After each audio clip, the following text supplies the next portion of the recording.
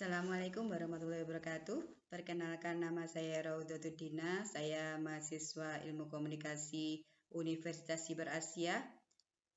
Dalam ini saya akan membuat video untuk memenuhi mata kuliah Teknik Lobby dan Negosiasi Universitas Siber Asia dengan dosen pengampu Ibu Rosanah SSMI Kom AMPR JPS. Yang pertama mengenai komunikasi persuasif. Menurut Kenneth A. Anderson dalam bukunya pada tahun 1972 pada halaman 208 menyatakan bahwa komunikasi persuasif adalah proses komunikasi antara dua orang atau lebih di mana dalam pelaksanaannya komunikator menggunakan tanda atau simbol untuk mempengaruhi pola pikir penerima sehingga penerima bisa berubah baik melalui tingkah laku ataupun tindakannya. Kemudian, mengapa komunikasi persuasif itu penting untuk negosiasi? Karena dalam negosiasi diperlukan kemampuan komunikator untuk mempengaruhi penerima untuk menyetujui apa yang menjadi keinginan komunikator sehingga secara otomatis apa yang menjadi tujuan komunikator terpenuhi. Yang kedua adalah proses mendengarkan dalam komunikasi yang terbagi menjadi beberapa tahap. Yang pertama adalah proses menerima.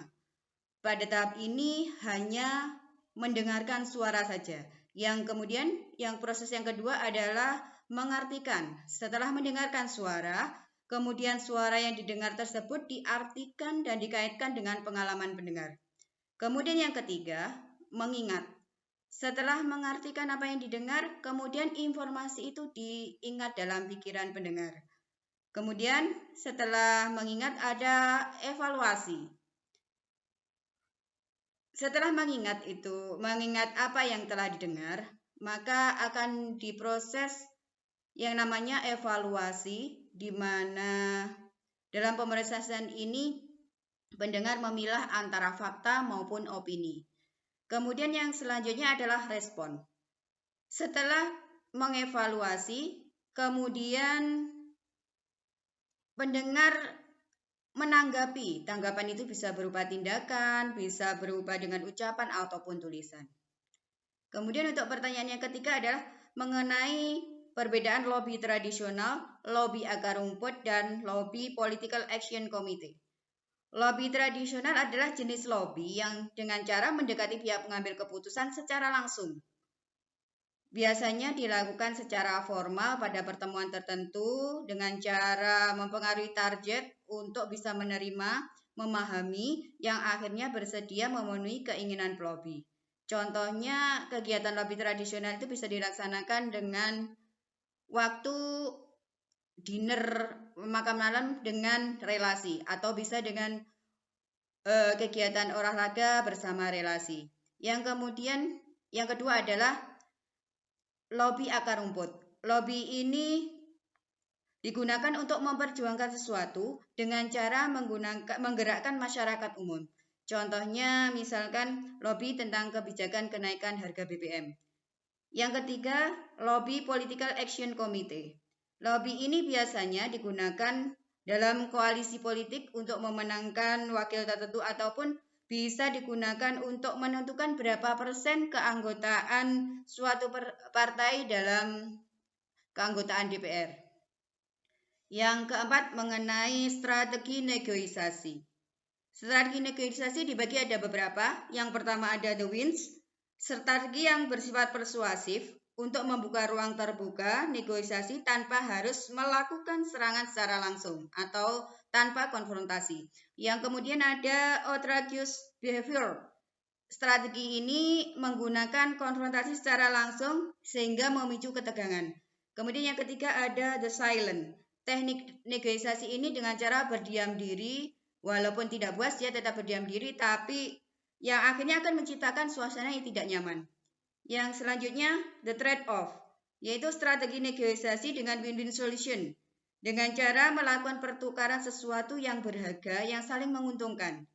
Yang selanjutnya ada walking out, yaitu teknik negosiasi dengan cara memberikan tekanan kepada lawan dengan cara pura-pura meninggalkan tempat atau walk out. Dikarenakan keputusan yang kurang menguntungkan. Selanjutnya, untuk keterampilan yang harus dimiliki oleh negosiator adalah 1.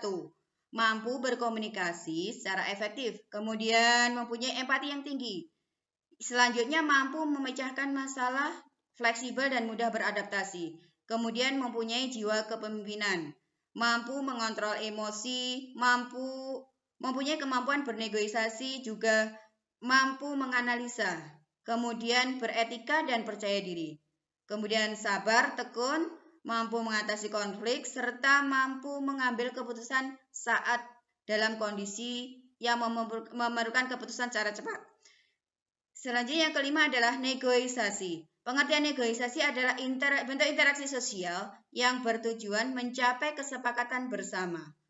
Kemudian untuk unsur-unsur teks negosiasi, yang pertama, pihak yang bernegosiasi bersedia dan mau berkompromi. Kemudian yang kedua, tidak ada pihak yang dirugikan dari negosiasi. Kemudian yang ketiga, adanya pengajuan dan penawaran serta alasan yang kuat untuk bisa mempengaruhi pihak lain. Selanjutnya, adanya persetujuan atau kesepakatan bersama. Pertanyaan ke-6 yaitu mengenai teori perbedaan budaya dalam negosiasi. Dalam teori ini dijelaskan bahwa setiap orang memiliki budaya yang berbeda, dapat melakukan negosiasi untuk mengatasi konflik dengan cara komunikasi yang efektif dan adil tanpa harus ada yang menang atau yang kalah. Contohnya, komunikasi antara suku Jawa yang menghormati suku Betawi. Yang ketujuh adalah upaya untuk menciptakan komunikasi yang efektif karena adanya perbedaan latar belakang budaya dalam dunia bisnis. Yang pertama, menghindari asumsi dan penilaian-penilaian negatif terhadap budaya lain. Kemudian, menghargai dan mengakui perbedaan budaya. Kemudian, memiliki rasa empati yang tinggi, peka terhadap perbedaan yang ada, mendengarkan secara aktif untuk menumbuhkan rasa empati terhadap orang lain, berperilaku suportif, fleksibel, memahami budaya sendiri, terbuka dengan budaya lain, dan mampu mengelola konflik. Terima kasih. Assalamualaikum warahmatullahi wabarakatuh.